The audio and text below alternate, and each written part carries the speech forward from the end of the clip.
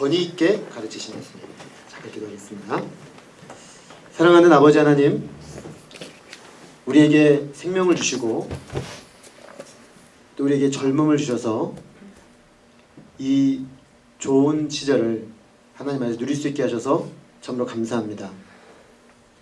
우리가 세상에서 하나님도 없이 또 하나님을 만나는 그 기쁨이 무엇인지도 모르고 살았었는데 주님이 불러주셔서 이제는 하나님을 예배하고 하나님과 교제하고 귀한 주님의 은혜 안에서 함께 주님을 섬기는 복을 누리게 하셔서 참으로 감사합니다. 하나님, 이 시간 저희가 주님의 그 귀한 말씀 앞에 섰습니다.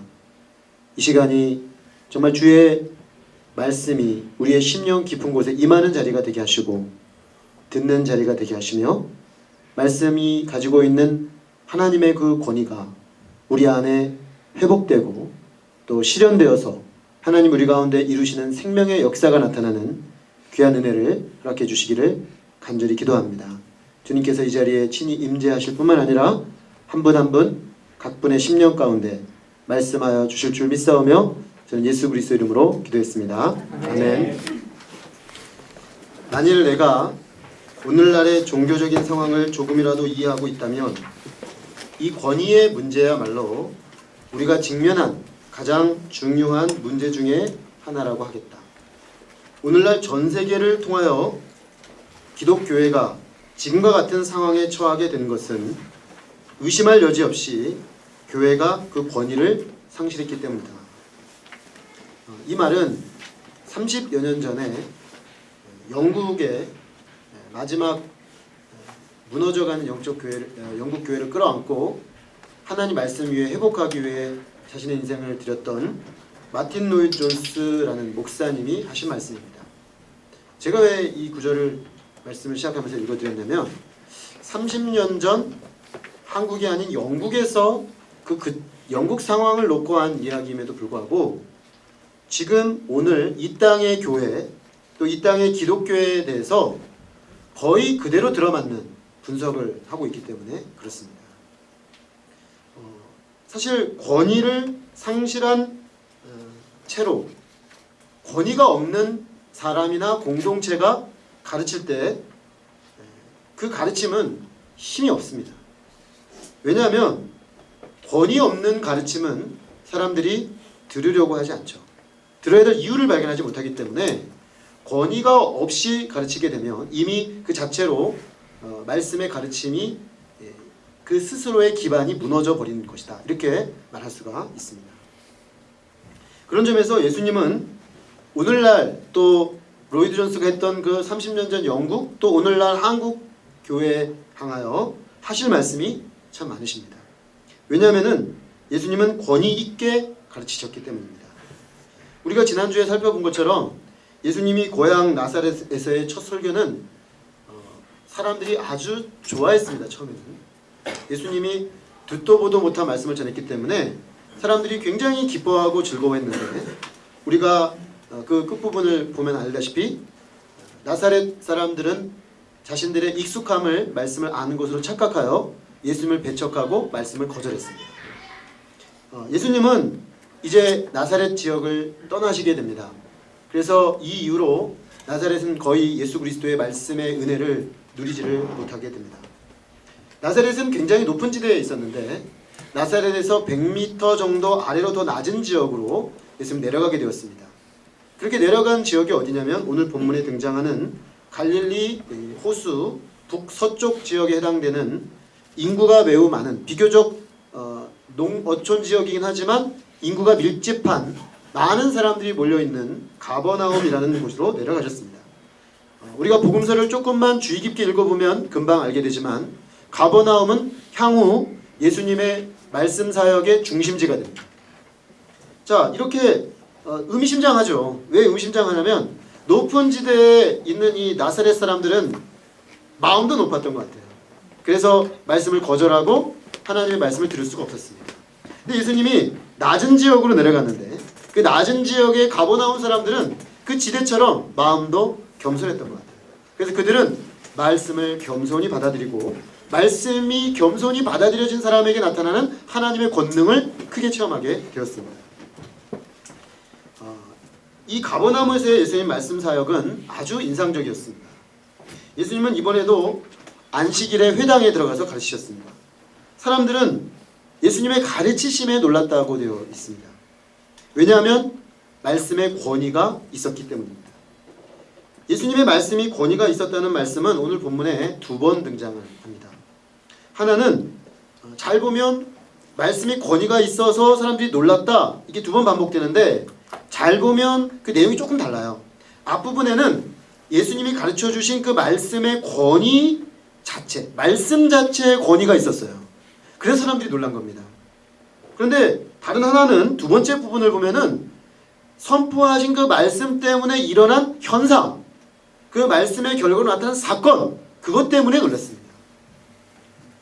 즉 예수님께서 말씀을 선포하실 때 처음에는 말씀을 쫙 전하니까 아주 권위 있게 말씀을 전하니까 사람들이 와, 처음 들어본 말씀이다, 처음 들어본 스타일의 말씀이다 이러면서 놀라고 있었어요. 그런데 그 말씀을 듣자 그 가운데 회당 안에 더러운 귀신이 들린 사람이 들어와 앉아 있었습니다. 이 참 아이러니한 것인데 회당에 더러운 귀신 들린 사람이 들어올 수 있는 거예요. 어쨌든 그 사람이 앉아 있었습니다. 그런데 하나님의 말씀이 예수 그리스도를 통해 강력하게 선포되자 그 사람을 지배하고 있던 귀신이 반응하기 시작합니다. 우리가 복음서를 읽어보면은 예수님 말씀 선포될 때 귀신들의 반응은 패턴이 있어요. 그게 뭐냐면 자기가 지배하고 있는 사람을 괴롭혀가지고 소리를 지르게 만들어요. 그래서 여기도 보면 이 사람도 소리를 질렀습니다. 큰 소리를 지르면서 예배를 회방한 거죠. 쉽게 말하면 오늘날 우리 치면 설교를 하고 있는데 설교 말씀이 어떤 사람의 심령에 강력한 도전이 일어나가지고 그 사람을 사로잡고 있던 귀신이 그 사람을 막 힘들게 해가지고 쓰러지는 거죠. 그러면서 막 소리를 지르는 그런 상황입니다. 자, 이런 상황이 되니까 이제 예배가 진행이 될 수가 없었겠죠. 그가 뭐라고 소리를 질렀냐면 아 나사렛 예수여, 우리가 당신과 무슨 상관이 있나이까? 우리를 멸하러 왔나이까? 나는 당신이 누구인 줄 아노니 하나님의 거룩한 자니이다. 이때 예수님께서 그를 꾸짖어서 말씀하십니다. 잠잠하고 그 사람에게서 나오라. 그러자 귀신은 저항을 합니다. 저항은 자기가 지배하고 있는 사람을 괴롭히죠. 그래서 이 사람을 던져서 쓰러뜨렸습니다. 그런데 그 사람에게서 잠잠하고 나오라라는 이 예수의 말씀의 권위를 이기지 못하고 결국에는 쓰러뜨린 다음에 이 사람을 해를 끼치지 못하고 그 자리에서 나오게 됩니다. 그래서 이 귀신의 지배에서 결박당하여 아무것도 하지 못하던 이 사람이 자유함을 얻게 되었습니다. 이 귀신의 사람에 대한 지배력은 예수님의 말씀의 권위 앞에 순식간에 무장해제 당하고 말았습니다. 이로 인해 사람들은 다시 한번 놀랐죠. 말씀의 그 권위 자체에도 놀랐는데 이 말씀이 이루어내는 실제적인 역사 앞에 다시 한번 또 놀라게 된 것입니다. 이에 예수님의 소문이 그 근처 사방으로 퍼져나갔습니다.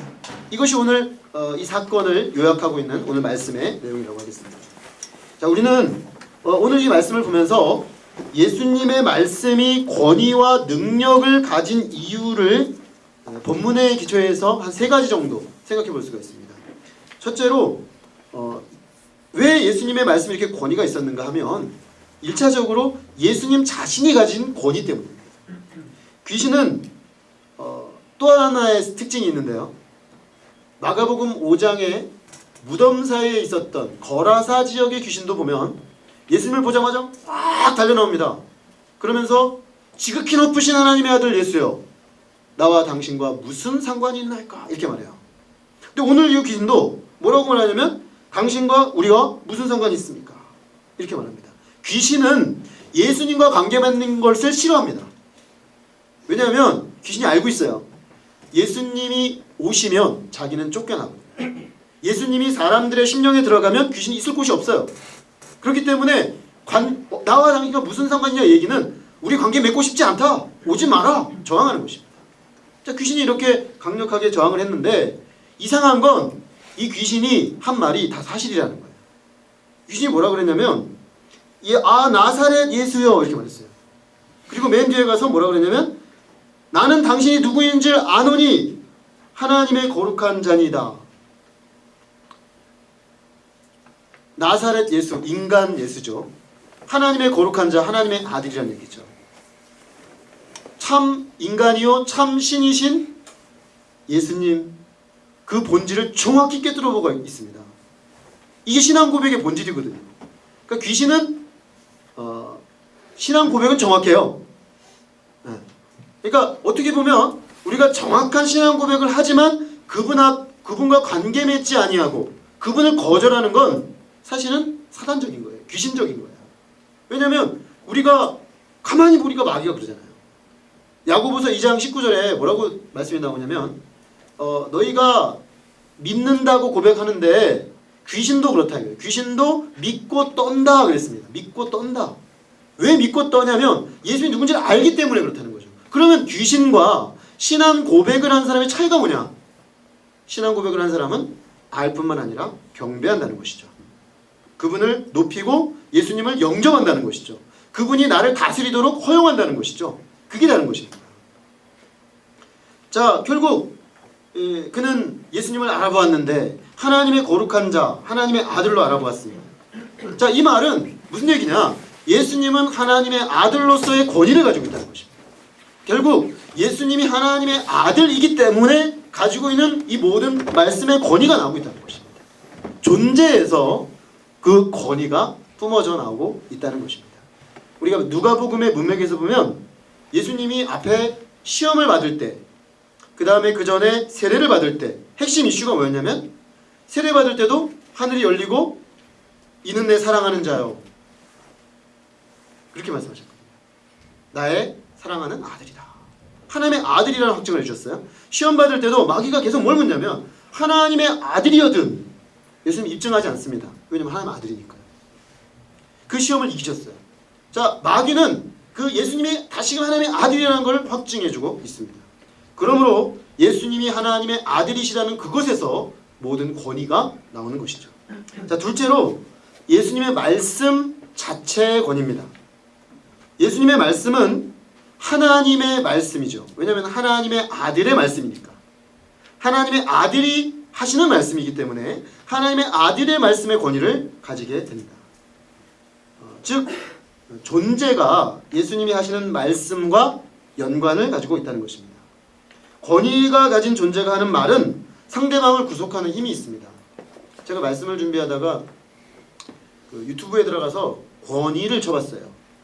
권위를 쳤더니 여러 동영상들이 나왔는데 아주 흥미로운 동영상을 하나 보게 되었는데 미국의 한 그 대학의 심리학자가 권위와 관련된 실험을 했습니다. 어떤 실험을 했냐면 사람들이 공적 권위를 가진 사람들이 명령하는 그 명령을 어떻게 따르나를 보는 그걸 한 거예요. 근데 이제 되게 재밌더라고요. 뭐가 재밌냐면 이제 그거를 따라서 우리나라도 이제 한 실험들이 따라서 이렇게 쭉 나왔는데 예를 들면 우리나라 경찰이 제복을 입고요. 제복을 입고 길거리에서 잠깐 경찰인데요. 이렇게 보여주고 요청이 좀 있는데 들어주시겠습니까? 그랬더니 긴장하죠. 왜냐하면 경찰이 자기 잡으니까. 근데 이 경찰이 무슨 부탁을 하냐면 팔굽혀펴기 20번만 해주셔야 이런 부탁을 한 거예요. 근데 희한한 건 사람들이 다 해요. 다 하는데 좀 뻘쭘하니까 지나가는 사람들 보면서 팔굽혀펴기를 막 해요. 어떤 사람은 토끼띠을 뜨라고 했는데 토끼띠을 띄어요.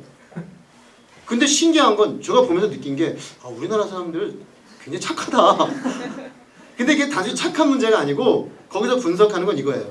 공적인 자기가 인정하는 공적 권위에서 부여된 말은 사람들이 그 말을 따른다는 거예요. 그러니까 지금 예수님의 그 말씀의 권위는 그 예수님의 그 존재에서 흘러나온다는 거죠. 하나님의 아들로서의 그가 권위를 가지고 있기 때문에 그가 하는 말이 그런 파워를 가지게 되는 거예요. 자, 그 점에서 예수님 말씀이 권위가 있었다는 것입니다. 세 번째는 예수님의 말씀대로 역사가 나타나기 때문에 있는 권위예요. 자, 예수님의 말씀은 악을 압도하는 권세와 능력이 있었습니다. 귀신을 향해서 나가라! 뭐 크게도 얘기 안 하셨어요. 뭐 세게 얘기도 얘기 안 하시고 잠잠하고 그 사람에게서 나와라 한마디 하셨어요. 근데 귀신이 꼼짝도 못하고 나갑니다. 우리가 나가란다고 나갈까요? 나가주십시오. 뭐 부탁을 해도 안 나가죠. 왜냐하면 우리의 말에는 이 귀신을 이기는 권세가 없어요. 예수님은 이 보이지 않는 모든 세계의 주인이시기 때문에 심지어 그 귀신조차도 예수님의 그 권세 앞에 굴복하는 거죠. 귀신이 쫓겨나가죠. 자, 쫓겨나가는 가시적인 현상, 실제로 나타나는 능력, 거기에 강력한 권위가 실리는 것입니다. 결국 이것을 통해서 귀신들로 고통하는 불쌍한 영혼이 자유함을 얻었습니다. 불쌍한 영혼이 예수님의 말씀으로 자유함을 얻을 때 예수님의 말씀에는 강력한 권위가 실렸습니다. 이것은 예수님의 권위를 더 확증해주고 강화하는 결과를 빚은 것입니다. 자, 오늘 우리가 예수님의 가르침이 왜 권위가 있었는가를 이렇게 세 가지로 살펴보고 나면 이제 그 다음 우리는 자연스럽게 오늘날 이 땅의 교회가 또 기독교가 제가 서두에 말씀드렸지만 권위를 잃어버렸다고 했습니다. 제가 볼 때는 권위를 상당히 많이 상실했습니다. 그래서 전도가 잘 안 됩니다. 왜냐하면 전도란 하나님의 전파된 말씀 앞에 자기를 내려놓고 영접할 때 되어지는 거예요. 사람들이 비웃었습니다. 교회가 하는 말, 교회가 하는 설교, 신자들이 하는 말 가볍게 여겨요. 안 받아들여요. 권위가 뚝 떨어져 버린 겁니다. 자, 그렇기 때문에 우리가 전도를 하기 이전에 뭘 해야 되냐면 권위를 회복해야 합니다. 그럼 어떻게 교회가 권위를 회복하고 기독교가 권위를 회복하고 말씀의 권위를 회복하고 신자의 참된 영적 권위를 회복할 수 있느냐? 이게 오늘 우리의 질문이 되겠습니다. 예수님의 권위 있는 가르침 속에서 우리는 세 가지 또 동일한 원리를 발견하게 됩니다. 첫째는 우리가 먼저 예수님의 권위를 인정해야 됩니다. 교회는 예수님을 그리스도로 주장하고 예수님을 선포하고 나타내는 데서 출발합니다. 왜냐하면 교회는 궁극적 권위가 어디에 있습니까? 예수님에게 있습니다. 왜냐하면 예수님이 마태복음 18장에 베드로의 신앙 고백 위에 뭐라고 말씀하셨냐면 내가 내 교회를 이 반석 위에 세우리니 그러셨습니다. 이 교회는 누구의 교회냐? 예수 그리스도의 교회입니다. 그러므로 교회가 권위를 잃어버렸다는 것은 곧 예수 그리스도의 권위를 잃어버렸다는 것이기도 한 것입니다. 실상 우리가 신구약 성경을 잘 아시다시피 신구약 성경이 말하고자 하는 바는 무엇입니까? 예수 그리스도입니다. 예수님 자신이 자신의 권위를 주장합니다. 내가 곧 길이요 진리요 생명이다.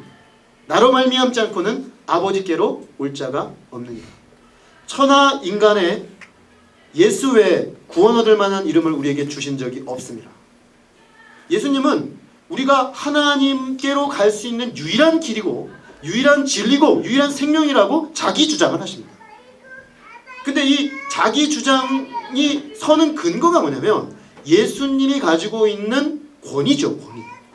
그러므로 기독교가 서고 넘어지는 문제는 예수님이 정말 참으로 하나님의 아들이냐 아니냐 그 문제에 달려있다는 것입니다. 자, 그런 점에서 예수님은 오늘날 홀로 우리 가운데 서 계십니다. 기독교는 다른 그 무엇이 아니에요. 기독교는 근본적으로 봤을 때 예수님 그 자신이에요. 그래서 기독교죠. 그리스도교.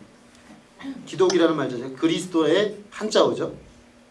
그러니까 기독교는 그리스도가 넘어지면 넘어지는 거고 그리스도께서 서시면 서는 거예요. 같이. 자, 반면 우리가 예수님의 권위를 깊이 인정하게 되면 우리는 그 예수님의 권위 위에서 어떤 곳에서 넘어지 않는 견고한 권위를 얻게 되는 것입니다. 자, 이는 우리가 예수님을 배우고 알아가는 입장에 처했을 때 1차적으로 적용됐습니다. 여러분들이 어떤 권위 있는 기독교인, 누군가에게 권위를 가지고 말할 수 있는 말을 가지려면 그리스도의 권위를 인정하지 않고서는 안 됩니다. 아마 여러분들이 어떤 이론적 설명으로 어떤 이론적 도구로 설명한다고 해서 그들이 받아들이겠습니까? 결국에는 그리스도의 권위를 가지고 나가야 되는 것입니다. 우리는 그러니까 그리스도가 넘어지면 넘어지고 서면 서기 때문에 우리도 그 그리스도의 권위 위에 서야 한다는 것입니다. 더더군다나 우리가 예수님을 선포하고 전도하고 알릴 때는 더 그렇습니다. 예수님의 이름으로 선포하고 예수님의 이름으로 전하는 것입니다. 예수님의 권위를 인정하는 그 순간 어떤 일이 벌어집니까? 예수님의 권위를 인정하는 그 순간 그분의 말씀이 우리의 삶과 우리의 인격에 강력한 영향력을 행사하게 됩니다. 기독교 신앙은 예수님의 권위 앞에 무릎을 꿇음으로 시작됩니다. 여러분, 지금 여러분이 신앙의 단계에 어떤 상태에 있든 이건 진리예요. 예수님의 권위를 내가 인정하고 다른 그 무엇이 아니라 예수님이 그러하시다면 내가 그 예수님을 경배하고 섬기고 따르겠습니다. 그러면 거기서 힘이 나와요. 거기서 기독교에는 힘이 나와요. 결국 이 땅의 그리스도인들이 권위를 상실하게 된, 이 땅의 교회가 권위를 상실하게 된 첫 번째 이유는 우리의 권위의 근원 되시는 그리스도 위에 견고히 세워져 있지 않다는 거죠. 그리스도, 예수님 위에 놓여져 있지 않은 다른 그 무엇에 의지해서 신앙생활을 하고 있기 때문에 권위가 무너지고 있다는 것입니다. 그러므로 우리가 그 무엇보다도 우리 안에, 내 안에 예수 그리스도의 권위를 세우는 일부터 시작함으로 우리 안에 주님의 참된 권위가 세워지는 역사가 있기를 기도합니다. 둘째는 예수님처럼 그 말씀의 권위를 인정해야 됩니다. 사람들은 예수님의 가르치심에 놀랐습니다. 다시 말하면 그 가르치시는 말씀이 자체적 권위를 가지고 있었다는 것입니다. 당시 랍비들의 가르침은 좀 달랐습니다. 왜 예수님의 가르침이 사람들을 놀래켰냐면 그때 통상적으로 사람들이 그 가르치는 위치에 있던 사람이 랍비들인데 랍비들이 가르치는 방식하고 너무 달랐어요. 어떻게 달랐느냐? 랍비들은 이렇게 가르쳤습니다. 이제 권위를 가진 학자들의 견해를 끌어옵니다. 이런 거죠. 자기 주장을 하기 위해서 A라는 사람은 A 랍비는 아키라 랍비는 이렇게 말했다. B 랍비는 이렇게 말했다. C 랍비는 이렇게 말했다. 그래서 다수설은 뭐고 소수설은 뭐다. 무슨 얘기냐면 여러분 이게 어디 많이 본 거죠? 논문 쓰는 방식 아닙니까? 논문 쓰는 방식. 그죠? 글을 써나가면서 밑에 각주 달잖아요. 요거는 하버드 대학에 누가 한 얘기다. 그 다음에 쭉 가다가 여기까지는 우리 고려대학 누가 어느 교수가 한 얘기다. 자, 권위를 어디서 가져옵니까? 명망 있는 학자에게서 가져옵니다. 이들이 권위를 입증하는 방식이 뭐냐면 명망 있는 사람의 의견에서 끌어다가 자기들의 의견을 개진하는 게 그때 당시 랍비들의 가르침이었다는 거예요. 예수님은 어떻게 하셨습니까? 예수님은 성경 본문 자체의 권위를 의지했어요. 성경 본문이 가지고 있는 그 본문의 권위를 의지해서 그 본문이 가진 바 권위를 붙잡고 그 본문이 말하겠다는 거예요. 그래서 달랐던 거예요. 무슨 이 본문에 대한 누구의 해석을 말씀하시는 게 아니에요. 예수님은 하나님 말씀이 이렇게 말하고 있다는 거예요. 하나님 말씀이 이렇게 말하고 있으므로 이 말씀의 권위 앞에 순복하라 이렇게 나가시는 거예요. 그러니까 다르죠. 굉장히 파워풀하죠. 사실 마귀의 시험을 이길 때도 보십시오. 마귀의 시험을 이길 때도 마귀가 하나님의 아들이라던 저 돌덩이를 번하여 떡덩이가 되게 하라 이렇게 말하니까 신명기 8장 말씀을 딱 인용하시죠. 사람이 떡으로만 살 것이 아니라 하나님의 입으로 나오는 말씀으로 살 것이니라. 다른 군더더기 없어요. 그 신명기 말씀을 주신 하나님의 말씀의 권위 그 자체를 딱 선포해버려요. 그러니까 마귀가 힘을 잃어버립니다. 그게 권위였어요. 자, 이는 예수님이 기록된 성경 하나님의 말씀의 권위를 깊이 인정했다는 것이고 하나님의 말씀의 권위를 가지고 말했기 때문에 그 말에 강력한 권세가 있었다는 것입니다. 우리가 예수님의 권위를 맛보고 이 땅에 있는 수많은 사람들이 다시 한번 기독교의 가르침의 권위를 맛보기 위해서는 기록된 말씀인 성경의 권위를 먼저 인정해야 됩니다. 현대인들에게 있어서 기독교의 권위가 떨어지는 것은 성경의 권위가 떨어진 것하고 밀접하게 연관되어 있습니다. 우리가 잘 알다시피 17, 18세기에 계몽주의 사상이 서구를 휩쓸었죠. 그 사상은 모든 문서를 해체시켰습니다. 이성을 가지고. 그리고 1세기 후에 성경 비평학이라는 게 생겼어요. 그 사람들이 뭘 했냐면 성경을 인간의 책으로 해체시켰어요. 다 해체시키고 나니까 이건 인간의 글인 거예요. 무슨 권위가 있겠어요. 인간의 글이고 설교는 뭐예요? 인간의 글에 대한 또 다른 인간의 의견이에요. 그러니 이 설교에 무슨 권위가 있겠어요? 여기에 사람을 살리고 죽이는 영적 권세가 주어지지 않는 거예요. 왜? 사람의 이야기니까요. 근데 결국 그 점에서 본다면 사단은 첫 번째는 예수님의 권위를 무너뜨리려고 합니다. 하나님의 아들의 권위. 그래서 앞에 시험이 걸로 초점이 맞춰져 있었어요. 자, 두 번째 사단의 그 초점은 어디로 가냐면 성경 말씀의 권위를 무너뜨리는 쪽으로 갑니다. 성경 말씀의 권위를 무너뜨리면 기독교도 같이 그 권위가 무너져요. 설교의 권위도 무너져요. 로이드 존스 목사님은 우리가 성경의 권위를 인정한다는 것에 대해서 그의 책 권위, 어소리티라는 책에서 몇 가지 도움을 주는 말을 하고 있습니다. 그는 이렇게 말해요. 성경은 우리가 성경의 권위를 인정한다는 건 성경을 전체의 관점에서 본다라는 의미라는 것입니다. 우리가 성경을 읽을 때 어느 한 구절을 똑 떼어가지고 나와가지고 이거 왜 이래요? 제가 이제 창세기 성경 공부를 한다거나 요한복음 공부를 하면 꼭 걸려서 진도를 못 나가는 본문이 꼭 있습니다. 창세기는 창세기 2장 선악과 거기서 많이 못 나가요 다들. 아니 그 전에 한 번 더 못 나가죠. 1장 1절에서 못 나가죠. 1장 1절에서 이게 말이 돼요? 이러면서 그죠? 거기서 그때 못 나가요. 그러니까 결국 무슨 문제예요? 이게 왜 말이 돼요? 말이 안 되니까 난 받아들일 수 없다는 거. 그러니까 밀어버리는 거예요. 그러니까 한 발자국도 못 나갑니다. 근데 문제는 뭐예요? 성경 전체가 가지고 있는 메시지를 못 듣는다는 거예요. 그런 사람들. 성경 전체가 가지고 있는 메시지를 통해서 하나님이 우리 인간을 어떻게 진단하시고 우리 인간의 문제를 무엇으로 보시고 그 문제에 대해 하나님은 어떤 해답을 가지고 계시고 지금 그 해답을 가지고 우리에게 어떻게 다가오고 계시는가 이걸 들어야 하는데 그럴 때 성경이 말하고 있는 하나님의 메시지를 권위 있게 받을 수 있는데 그렇지 않게 된다는 거죠. 그래서 우리가 성경을 접근할 때는 한 작은 꼬투리를 잡아가지고 전체를 침소봉대하지 말고 전체 성경 메시지에 먼저 겸손하게 듣고 나서 그 각자 작은 본문들을 이해하는 쪽으로 성경 공부가 진행해야 한다는 것입니다. 또 하나는 성경의 권위를 인정하는 문제는 궁극적으로 이성의 문제가 아니라 내적 신앙의 문제임을 알아야 합니다. 무슨 말이냐면요. 제가 대학교 시절에 대학교 1학년 때 이렇게 로이드 존스 목사님 말하는 것처럼 조리 있게 설명을 하지 못했는데 제가 알게 된 게 있었어요. 그게 뭐냐면 대학교 1학년 때 여름 수련회를 따라갔는데 충격을 받았습니다. 왜 충격을 받았냐면 여기 예수님 말씀을 들은 사람들의 충격과 비슷했어요. 말씀을 선포하는 나보다 한두 살 많거나 많아야 10살 정도 많은 분들의 그 메시지 선포가 너무 파워풀한 거예요. 저 거기서 놀랐어요. 아니 어떻게 나와 동시대를 살고 있는 한두 살 많은 사람들의 메시지가 저렇게 파워풀할 수 있는가? 저들의 저 확신은 어디서 나오는 건가? 근데 보니까 예수님에게서 나왔어요. 제가 3박 4일 동안 저는 관찰자 입장에서 안 믿으려고 작정을 하고 있기 때문에 관찰자 입장에서 관찰을 쫙 해보니까 저들의 저 권위는 예수님에게서 나오는 거예요.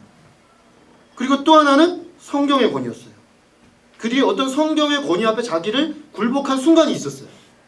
그게 결정적 차이점이더라고요. 그래서 제가 돌아오고 나서 그러면 나는 함부로 믿는 사람이 아니니까 탐구해보겠다. 그래서 예수님에 대해서 마지막으로 정말 이분을 믿을 만한 분인가?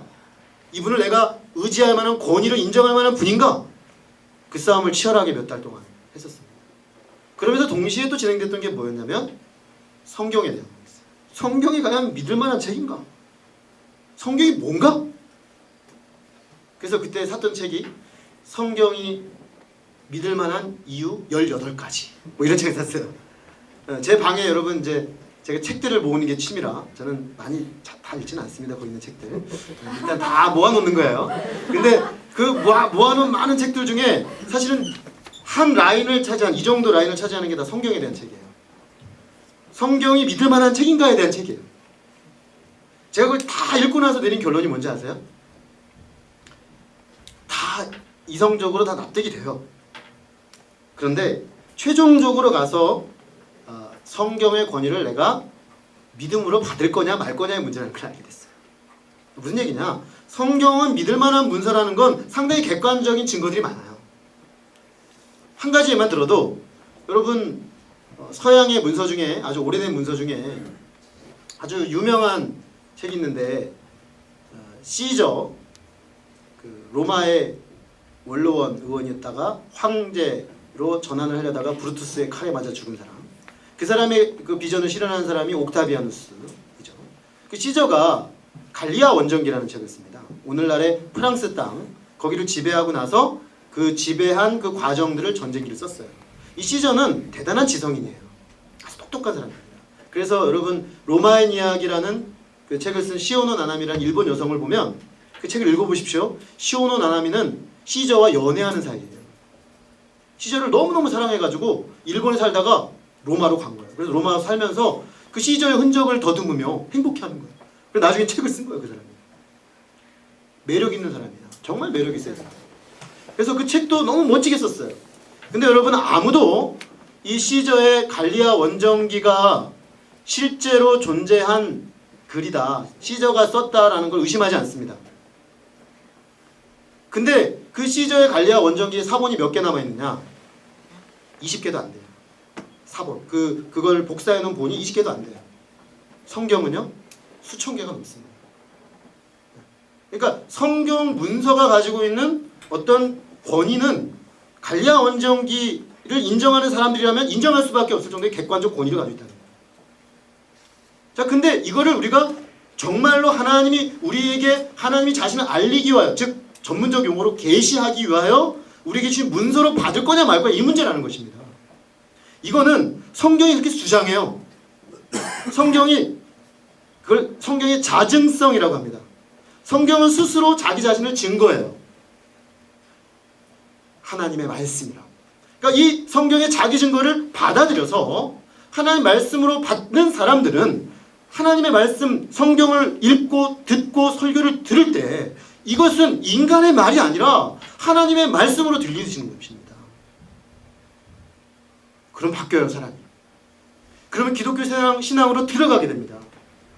결국 저는 1993년 11월 추운 어느 날 성경의 권위 앞에, 예수 그리스도의 권위 앞에 무릎을 꿇었어요.